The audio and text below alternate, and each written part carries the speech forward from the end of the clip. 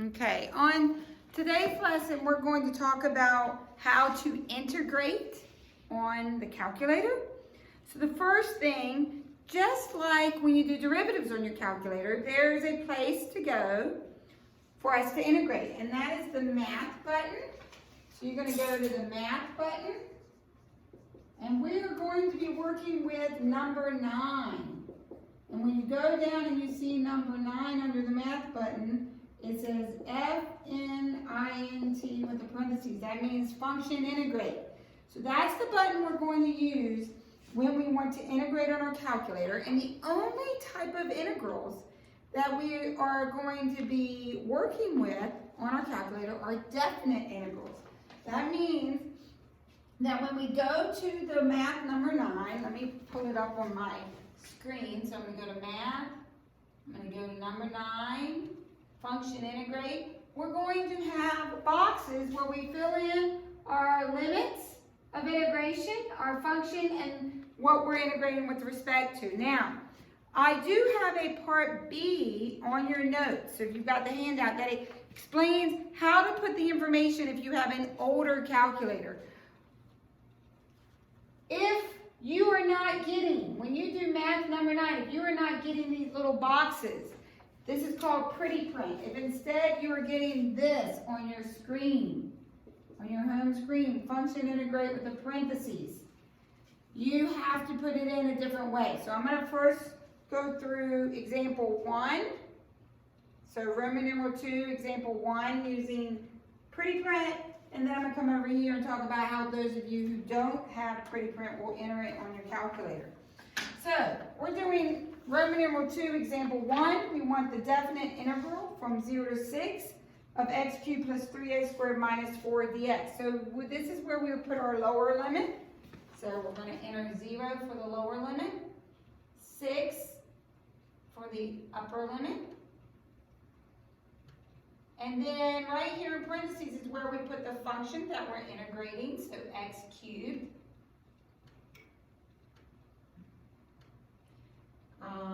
plus 3x squared,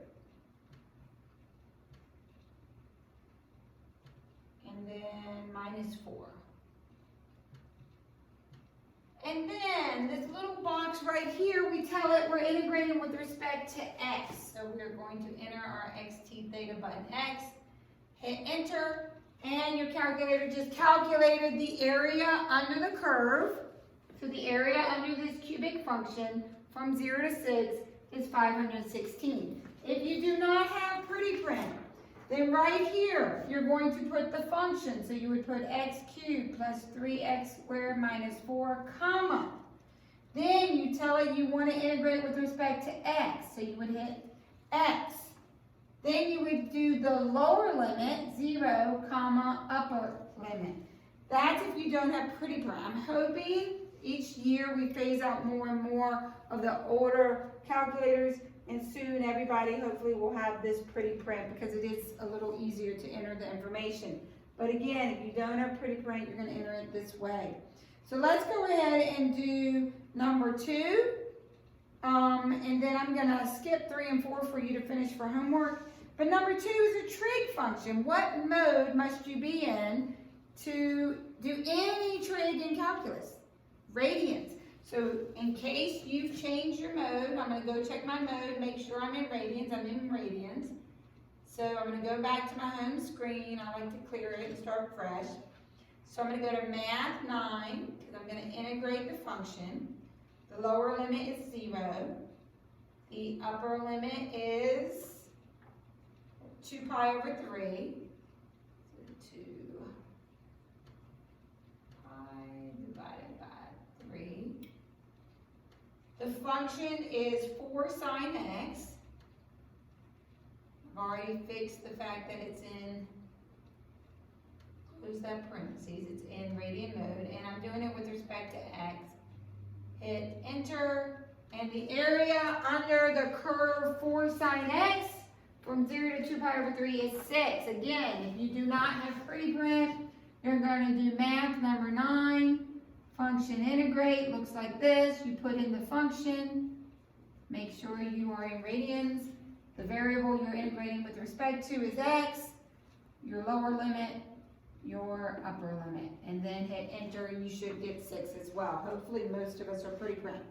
So we're going to skip forward. 3 and 4 is homework. We're going to skip forward to number 5. So number 5 says the rate at which water is sprayed. Now as soon as I read that word rate, what pops in your head? We're talking rate of change, we're talking slope. If we're talking slope, we're talking derivative. So the rate at which, so I underlined the word rate, at which water is sprayed on a field of vegetables is given by R of t equals 2 root 1 plus 5t cubed. So we are looking at an equation that represents rate, slope. What are we looking at? We are looking at a derivative function. This rate equation is a derivative function because we're looking at the rate. Okay, let's keep reading. Where t is in minutes and R of t is in gallons per minute. So they told us the rate at which the water is pumping is in gallons per minute. During the time interval from 0 to 4, what is the average rate? So we are looking for the average rate, okay, in gallons per minute. Well, if we want the average of our rate, the average value of this function that we're given, what do we have to use? We have to use our average value function, which is 1 over b minus a, the integral from a to b of the function that we want the average of. So in this problem, it would be 1 over, what was the interval? 0 to 4. So 4 minus 0 is 4. We're going to integrate from 0 to 4. The rate is 2 root 1 plus 5t cubed dt. Now, notice, this is a function that we cannot ourselves integrate. U substitution won't work. If I let u equal 1 plus 5t cubed, then du is 15t squared. There's no t squared in this problem for me to use u substitution. This is how calculator problems will be. They will be functions that you cannot integrate yourself. You can't use u substitution. You can't get the antiderivative. It will be on the calculator portion. So at this point, we're going to put this on our calculator. So we're going to let our calculator find the change in the rate. And then we're going to divide the change in the rate by the change in the time, and that's going to give us our average rate at which the water is flowing through the pipe. So we're going to go to math, number 9. We're integrating from 0 to 4. The function is 2 square root.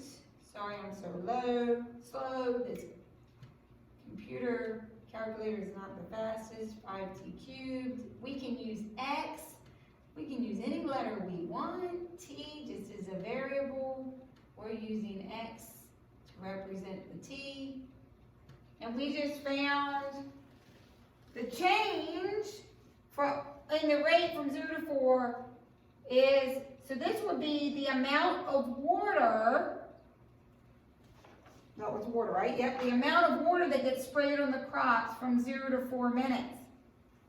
But then we still got the 1/4 out front. So we've got to multiply 58.764 by 1/4. So I need to divide that answer by 4.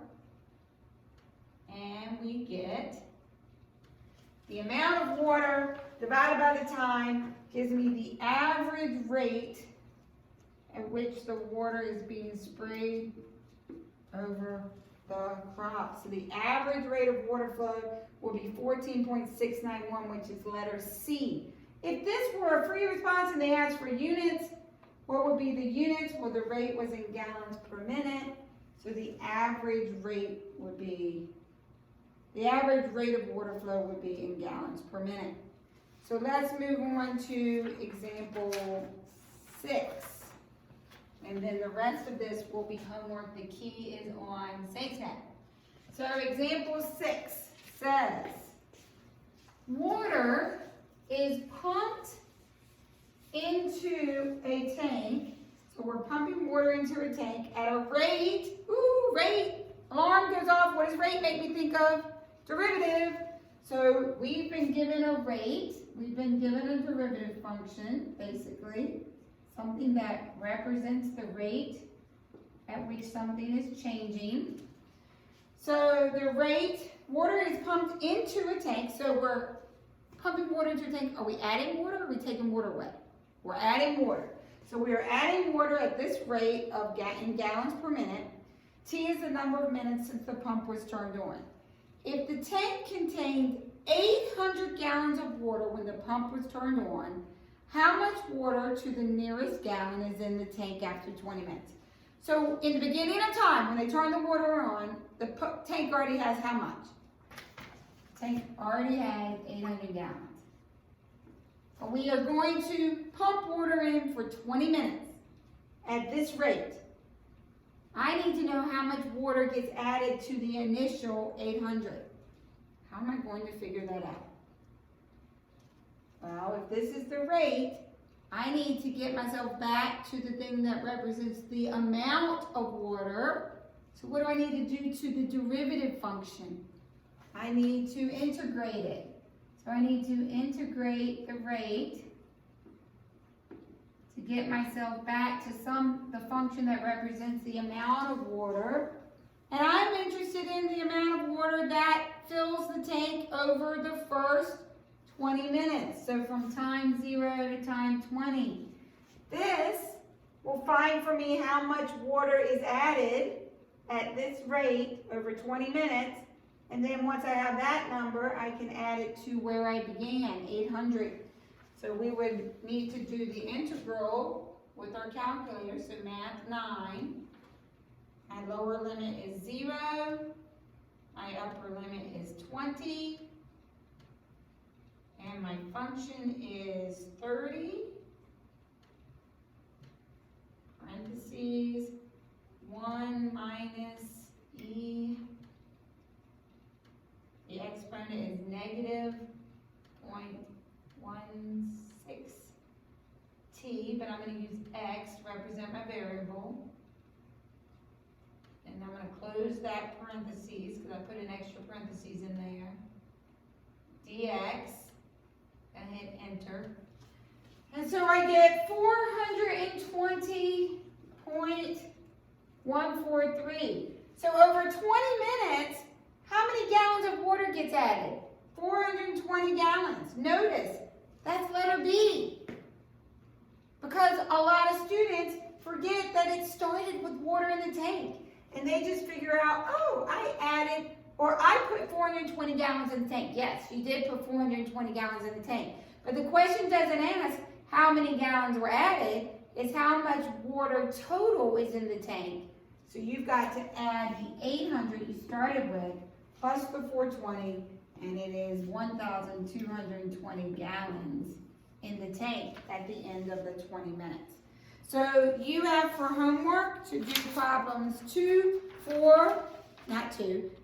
4, 7, 8, and then there is a free response FRQ from 2011 on here that I want you to do.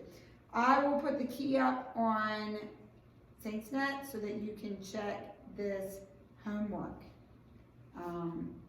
One thing, on the free response, when they ask you to get total distance, remember to get total distance, well, first of all, to get displacement, we would just do, the integral from T1 to T2 of the velocity function.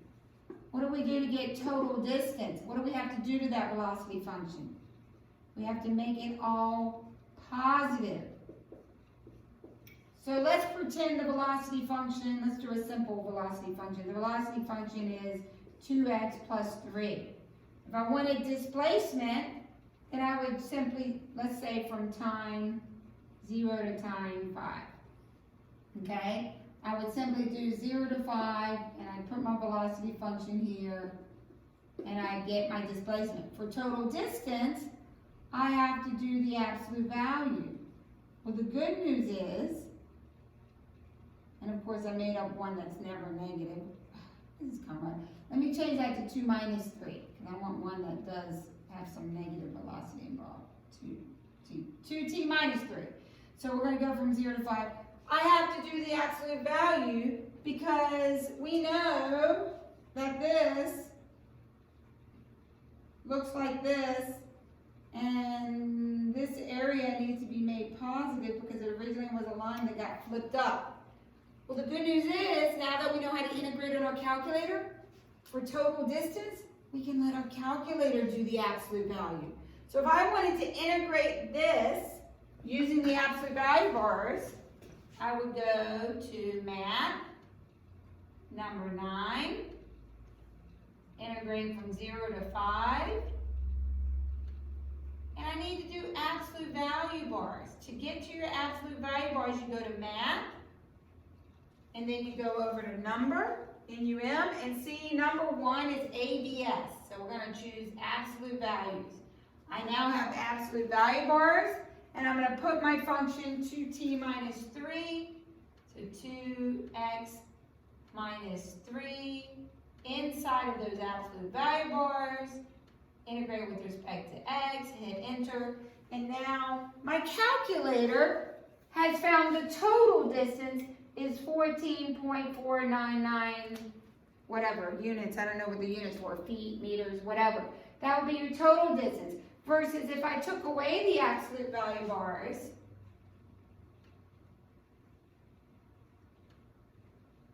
go back and take away the absolute value bars. Why is it not letting me? I gotta. All right, there, I took them away, 2x minus 3. So now I'm just going to see what my displacement is. So my object, I thought I hit enter and hit it again. So my displacement over the first 5 seconds, I ended up 10 units away from my starting point, but I must have walked forwards and then backwards, or backwards then forwards. So my total distance I traveled was almost 14 and a half units. So our calculator can do the absolute value for us. Yay! We don't have to do the 2 different intervals where we have to put a negative sign in front of one.